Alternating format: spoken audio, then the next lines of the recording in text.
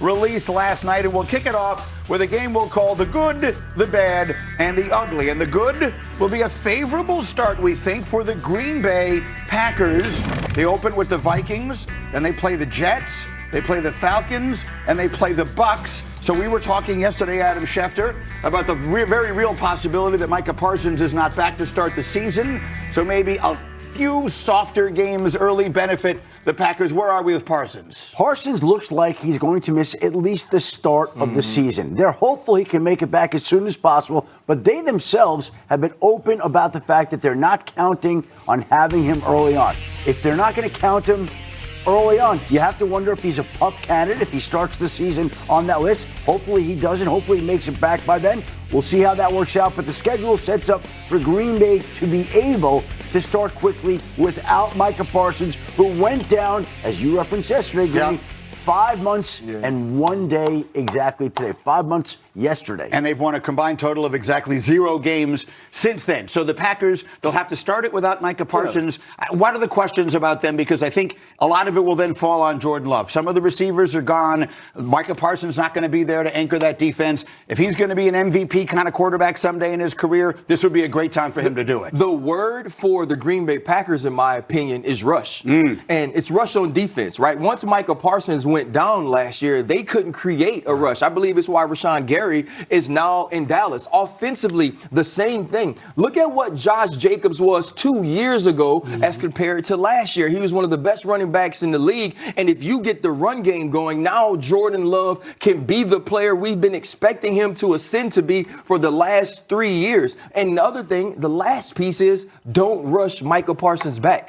You have this easy start to the season, or teams that are lesser, at least as far as we project them to be this year, allow Micah Parsons to be as healthy as he possibly could be for the stretch of the season, and that's going to be on Jonathan Gannon, the new DC, to make sure this defense can perform. When you say stretch of the season, 4 of the last 5 games at home. The only road game they play in the final 5 weeks of the season is at Chicago. I wish you could have all seen Shefty's face when he got this grid.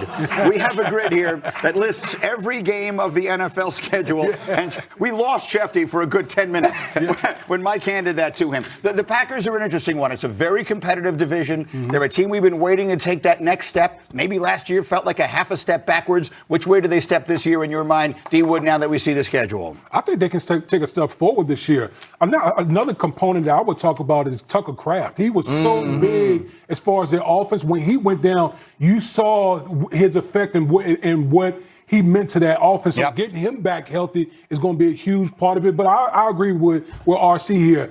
Make sure that Micah is come back right, because you want him in the second half to be that closer for the Green Bay Packers.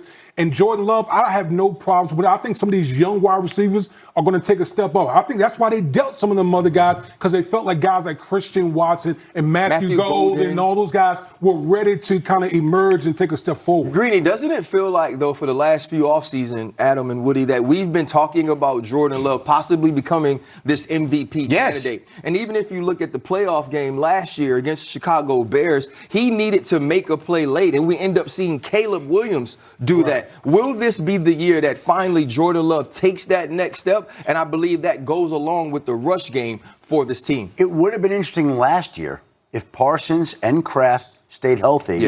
If Jordan Love would have taken that step last year. Now, I don't care who they open with. I don't care how the schedule lays out. You're bringing back these guys whenever they're ready to play, whether the schedule is easy or hard early on. And these guys are going to make a huge difference. Got to be careful with some big-time players. They lost their 2 best players as the season went on. They lost their best player on offense, lost their best player on defense. Jordan Love needs to become their best player on offense for them to take the next step. The good, the bad, and the ugly. The bad, Denver. What a brutal start. Holy smoke. The Broncos start with the Chiefs, then Jacksonville, the Rams, the Niners, the Chargers, and the Seahawks. Some of this, well, let's start with their quarterback. We talked about the race to get back. A lot of that conversation is about Patrick Mahomes. How about Bo Nix? This news that he had a second surgery. Will he be there for all of these games? Yeah, the organization's not concerned about Bo Nix, despite the fact that he did undergo a second procedure on that ankle. It was just a cleanup. He was going to have it anyway. It got delayed because of the injury that he suffered in the divisional playoff game against Buffalo that prevented him from playing the AFC Championship game. But the organization is not concerned. He should be ready for training camp. he's going to be ready for week 1 at Kansas City on Monday Night Football. So, I mean, RC, I'm surprised. To me, the Broncos feel like a Super Bowl contender. I think if their quarterback is healthy, they were in the Super Bowl a year ago. DraftKings Sportsbook has them the 3rd favorites in the division behind Kansas City and the Chargers. I know this is a brutal start, but what are you looking at? Well, I think the first thing is look who the quarterbacks of those other 2 teams are. Right? People still don't put Bo Nix in that conversation, even with all the fourth quarter comebacks. The athleticism we saw from the quarterback position, we're looking at those other quarterbacks and Patrick Mahomes and Justin Herbert, and they hold them in a different esteem. And the other piece of this is this defense is not only Super Bowl caliber, it can go win you a Super Bowl. It almost put them there with Jarrett Stidham at the quarterback position last year. So this isn't a team that you could sleep on. This is the difference, though, between having the 3rd place schedule last year and now having a 1st place schedule when the way we look at this season started. You've talked about that a lot last couple of days here. Yeah. That 1st place schedule is a real thing, and you've lived it. Absolutely. You're getting everybody's A game. There's no question about it. But I will say this, like with the Denver Broncos, they got a couple things working towards them. Number one, that trade for Jalen Waddle. I think Jalen Waddle is going to make a big difference in this offense because he brings an element that quite honestly was lacking with that offense, the explosive element, and then continuity.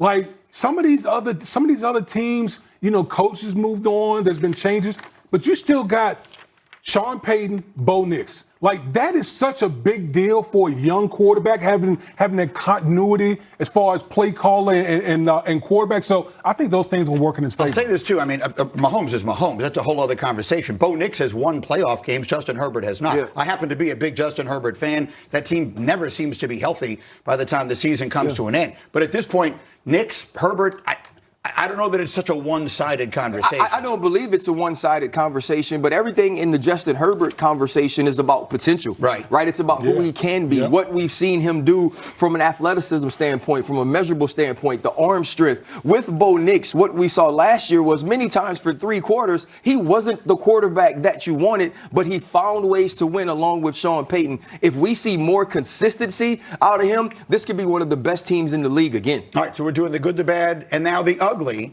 which will be the unhappy holiday stretch for the Kansas City Chiefs. Look at Kansas City's stretch from week 12 through week 16. They get the Bills, they get the Rams, they get the Bengals, all of those on the road.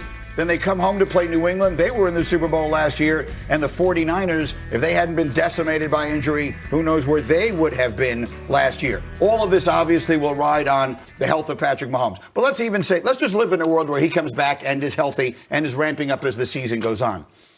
Are we still sure that they are the team? Are they the team to beat in the AFC? Are they right back to that? Here's the thing. First of all, that when he was healthy last year. But this is the Patrick Mahomes stretch, though. Oh, right. This is the NFL being smart enough to say, hey, guess what? If he's healthy, if he's who we believe he is, this is what people want to see him play. They gave him a runway. Yeah, nobody wants to catch the Kansas City Chiefs, and no offense to Justin Fields, if Patrick Mahomes is not playing the quarterback position. And we've seen him and Andy Reid prove it over and over again how good they could be. But in my opinion, they aren't the team to beat. You have to look at this team. You lost both of your starting corners defensively. You're going to be inserting first-round pick Mansour Delane. You have Patrick Mahomes, who is coming off of a severe knee injury. Travis Kelce isn't who he used to be, and many people feel like you didn't add what you needed in the draft at the top of the draft to the wide receiver position. And so this is a team, to me, that's in flux, and we don't know who they'll be then, but what we expect is that Patrick Mahomes will be there, and he's always box office. Well, I'm glad you on set right now, because I've been preaching that gospel, man, because,